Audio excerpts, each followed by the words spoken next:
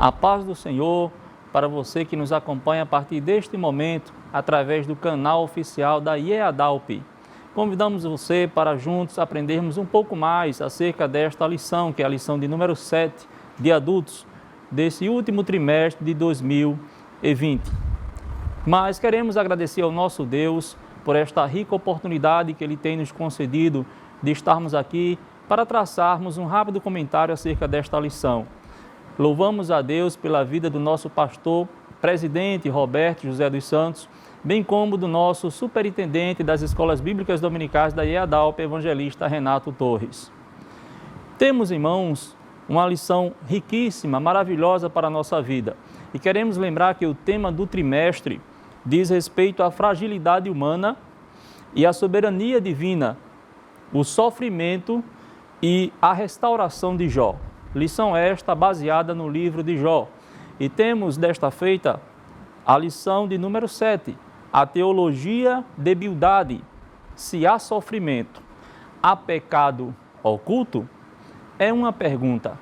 E nesta lição, ao longo dela, iremos traçar aqui alguns comentários para chegarmos à conclusão de que nem sempre, quando há sofrimento, é por causa do pecado. O ponto central da lição já traz isso. Quando há sofrimento, não se quer dizer que há pecado oculto. O texto áureo desta lição está em Jó, capítulo 8, e o versículo 4. Se teus filhos pecaram contra ele, também ele os lançou na mão da sua transgressão. Esse texto áureo se refere a uma fala de Bildade com relação aos filhos de Jó. A verdade prática da lição: a existência do sofrimento não quer dizer que haja pecado oculto. A leitura bíblica em classe, para os irmãos que estiverem nos acompanhando, poder acompanhar a leitura bíblica, se encontra em Jó, livro de Jó, capítulo 8, do versículo 1 ao 4, também capítulo 18, do versículo 1 ao 4, e capítulo 25, do versículo 1 ao 6. O objetivo geral da lição diz que mostrar que nem sempre o sofrimento é consequência de um pecado oculto, como pensava Bildade. Então, já nessas explicações que falamos aqui sobre objetivo geral, ponto central, verdade prática, já responde muita coisa acerca do título da lição. Adentrando na lição, indo para a introdução desta lição, o comentarista coloca o seguinte: nesta aula estudaremos sobre a teologia do segundo amigo de Jó. Segundo, porque o primeiro foi na lição que antecedeu a esta, que falava sobre Elifaz. E agora o segundo amigo de Jó, que vai discursar, em meio àquele sofrimento do patriarca, é Bildade. Bildade, veremos que ela apresenta o caráter, ela se refere à teologia de Bildade. Apresenta o caráter justo e reto de Deus, em contraposição ao suposto pecado oculto de Jó. Já na introdução, a gente pode traçar aqui alguns comentários e mostrar alguns versículos que, em parte, Bildade estava certo. Por quê? Quando a pessoa tem um pecado oculto, com certeza há consequências em meio a tudo isso. No livro de Josué, capítulo 7 e o versículo 11, vamos ler aqui bem rápido. Josué, capítulo 7 e o versículo 11 e o 12. Só para a gente ter uma prova através da Bíblia que pecado oculto pode trazer consequências ruins. Israel pecou e transgrediram a minha aliança que eles tinham ordenado, e tomaram do anátema, e furtaram, e mentiram, e debaixo de sua bagagem o puseram. Por isso os filhos de Israel não puderam subsistir perante os seus inimigos, viraram as costas diante dos seus inimigos, porquanto estão amaldiçoados não serei mais convosco, se não desarraigardes o anátema do meio de vós. Os irmãos entendem, né, nessa passagem que sobre o pecado de Acã, que trouxe uma consequência para todo o povo de Israel devido a um pecado oculto. Então, através desse versículo, desta passagem bíblica, nós já temos aqui uma prova que realmente um pecado oculto traz consequências ruins, mas não era o caso de Jó. Nós já vimos nas lições anteriores que o patriarca ele estava passando por uma provação. Deus o estava provando. O caso de Jó não era pecado oculto. Então, seguindo ainda na introdução da lição, a teologia de Bildade apresenta o caráter justo e reto de Deus, em contraposição ao suposto pecado oculto de Jó. E já vimos que Jó não tinha pecado oculto, ou seja, a questão, por essa questão em que Jó estava passando, esta dificuldade não se referia a pecado oculto. Bildade defende a moralidade fundamentada a meros preceitos religiosos. Vai estar na lição. Também Deus é um ser muito distante, segundo Bildade, ou seja, transcendente, devido à sua onipotência e grandeza, está muito longe do mortal. E a gente vai ver pela Bíblia Sagrada que, claro, em parte Bildade está certo, Deus é transcendente, Deus é onipotente, Deus é poderoso, Deus é santo, mas Ele também se relaciona com o ser humano. Deus também é amor, Deus também é misericórdia. Isso nós vamos ver nesta lição. No primeiro tópico da lição, que fala sobre o pecado em contraste com o caráter justo de Deus. O pecado em contraste com o caráter justo e santo de Deus. No primeiro tópico da lição. Deus é justo e reto. Até aqui tudo bem. Bildade tem razão. Porém, Deus, por ser justo, por ser santo, Ele, com certeza, também é misericordioso. Jó deve demonstrar que é realmente bom e que merece o favor de Deus, segundo Bildade. Ele queria que Jó confessasse o seu pecado, mesmo não sendo este o motivo do sofrimento de Jó. Não se trata de meritocracia, e sim de misericórdia, né? Porque do jeito que Bildade se direcionava para o patriarca Jó, dava a entender que Jó precisava fazer algo para que Deus o respondesse, para que Deus pudesse fazer esse sofrimento de Jó passar. A meritocracia é muito fácil de se entender em um ambiente de trabalho, por exemplo. Quanto mais a pessoa faz, mais a pessoa é promovido. Quanto mais a pessoa se desenvolve em uma empresa, mais é promovido. Só que o nosso Deus, ele não trabalha dessa forma. Deus, ele trabalha de formas diferentes. E no caso de Jó, não era necessário Jó confessar pecados, não era necessário Jó procurar saber onde estava o seu erro, porque ali se tratava de uma aprovação de Deus. Então a meritocracia não cabia aqui, apesar de Bildade achar que era essa a questão do sofrimento de Jó. Ainda no primeiro tópico da lição, a imperfeição humana. Por mais que o homem tente se justificar diante de Deus, ele é um pecador. Ou seja, Jó, entendendo que Bildade, da forma que falava, era como se Jó precisasse confessar seus pecados, mas Jó analisando, ele poderia dizer, mas se eu confessar meus pecados, se eu revelar meus pecados, se isso é fruto de meus pecados, mas Deus, Ele continua santo. Aquilo que eu venho a confessar não vai fazer com que essa situação mude, né? Porque Deus, Ele é santo. A Bíblia fala lá em Romanos que todos pecaram e destituídos estão da glória de Deus. Então, todo homem, ele é concebido em pecado. Ainda no primeiro tópico da lição,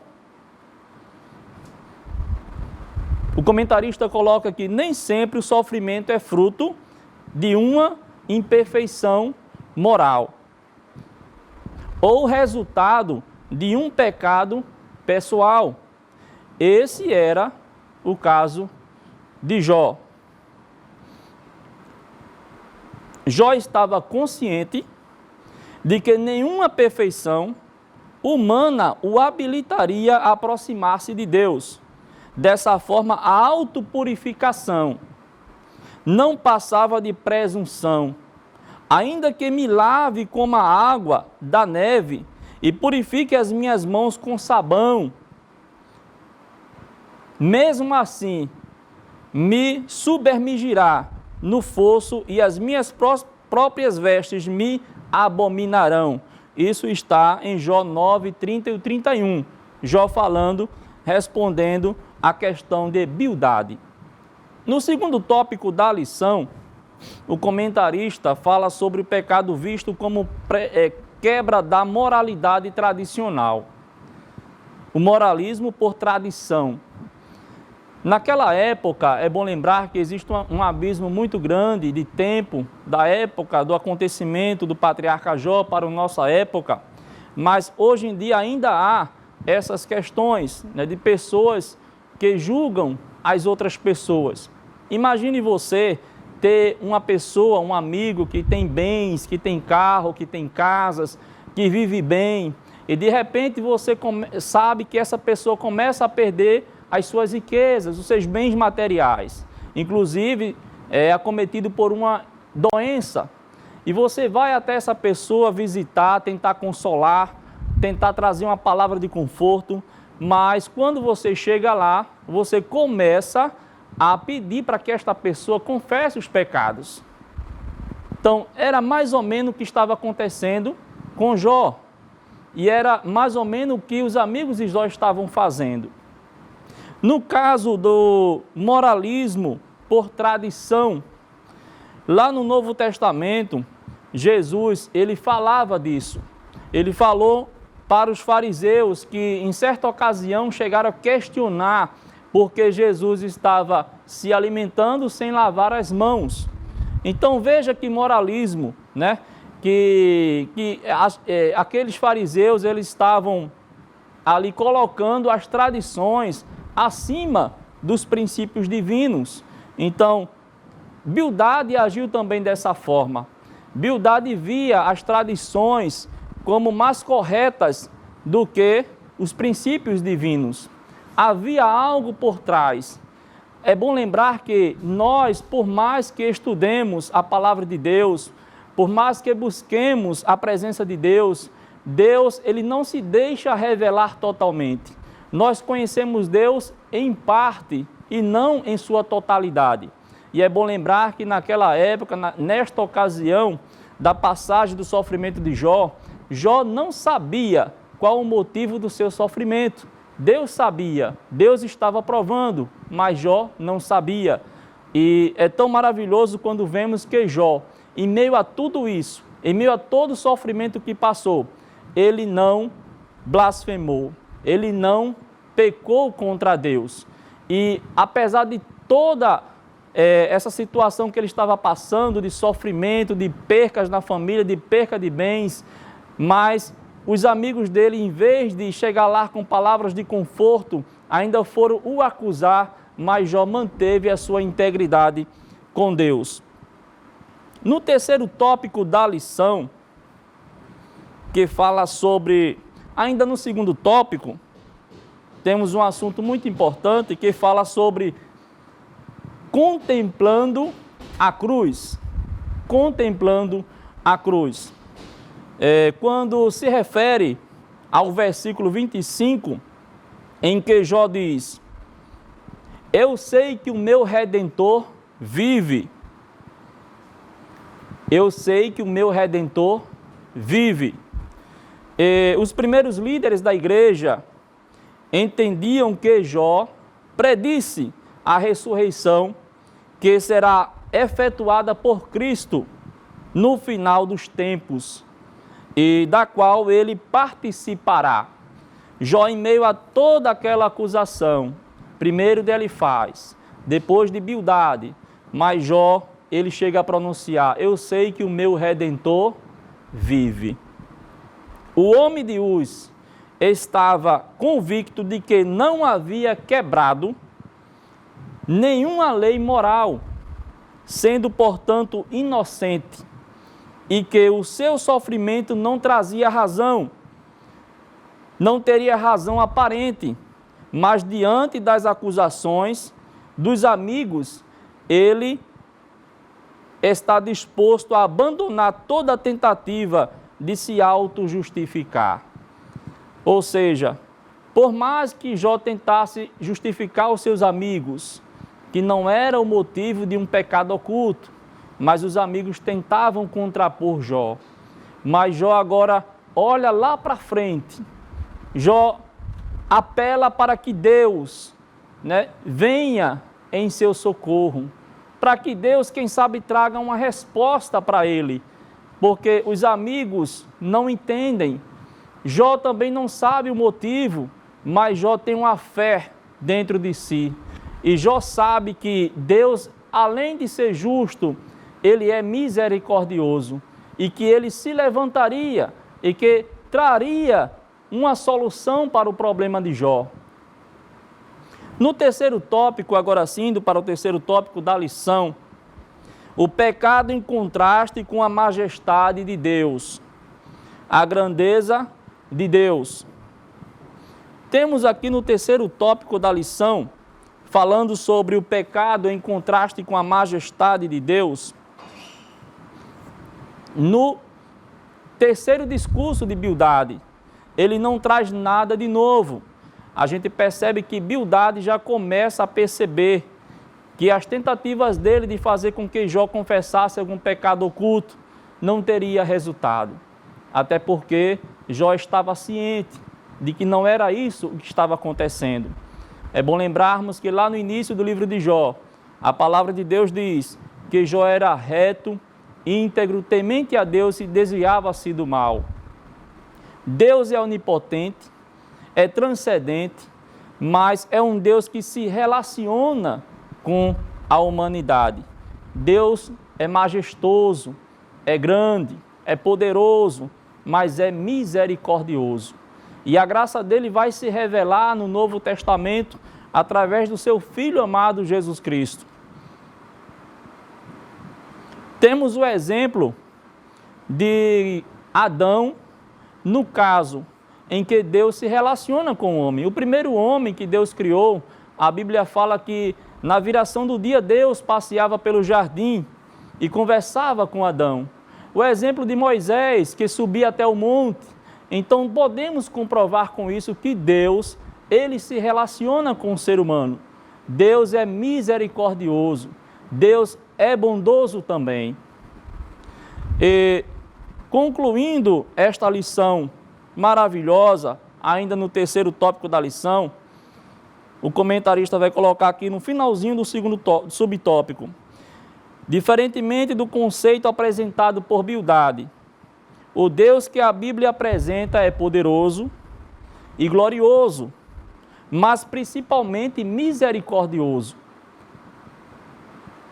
e gracioso. Temos de cuidar para que no momento do sofrimento não manchemos a imagem de um Deus que não é só força, mas igualmente amor. Então devemos ter muito cuidado no julgamento com as pessoas. Às vezes há alguém sofrendo e queremos julgar.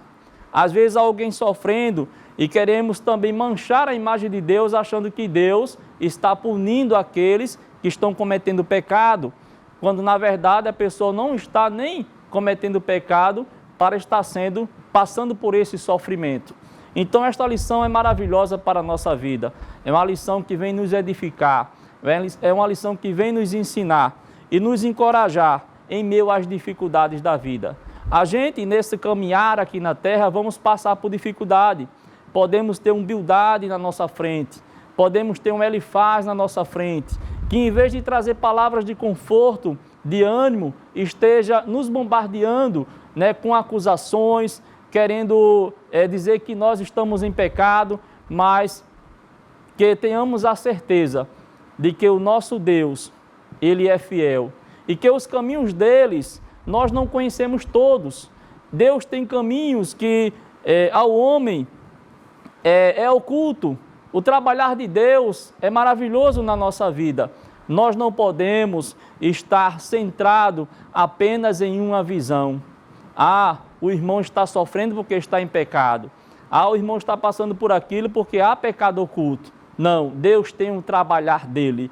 O nosso dever não é julgar, o nosso dever é orar, é ajudar, é confortar e que Deus possa continuar nos abençoando. E espero que tenha contribuído um pouco, para esta lição tão maravilhosa, a lição de número 7. Que Deus nos abençoe.